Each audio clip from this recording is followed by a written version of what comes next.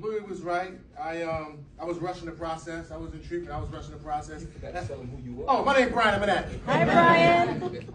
Louis, right. I was rushing the process. I was in treatment, but I was really ready to go home.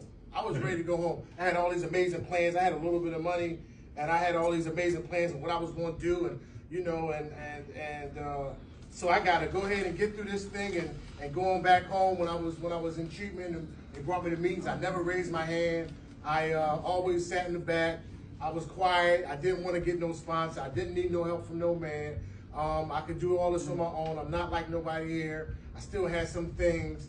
So let me go ahead home and handle this business that I know I was going to handle. I wound up tearing through all the money. And it wasn't even my money. It was my wife's money, the one that's holding that camera right there. I tore through that money, and I had all these plans, like, look, I'm going to do this, and I'm going to do that. She's like, all right, and then I had to start drinking, and she was like, yo, you sure you want to do that? I got this. I just did 30 days. I'm a professional at this, right?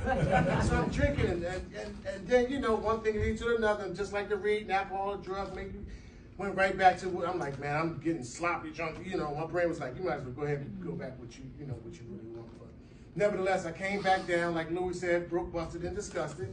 And I followed those suggestions. I started, stayed long. I stayed. I said, I'm gonna take my time. My wife was calling me saying, yo, what's up? You doing good, but when you come home, I was like, look, I'm just gonna take my time. A little bit more time passed, a little bit more time passed. And my wife was like, look, I know you're doing good, but you know that tuition's still in effect, and the kids need this and the kids need that. And I was just sending bread every time they needed, every time. And she saw a difference because I wasn't saying, yo, I'm not using, because I used to say that all the time.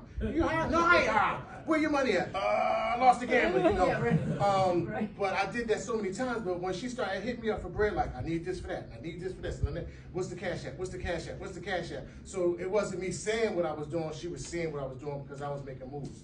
One year she came down, because I was staying for a while, pulled up in a brand new whip. She was like, okay, he looking like I remember he's supposed to be looking. I didn't even tell her. I just pulled up to the airport, boom, picked up. She's like, okay, all right. And then time came where she felt like, where we built that trust back again. It wasn't me talking about it. She could see the action.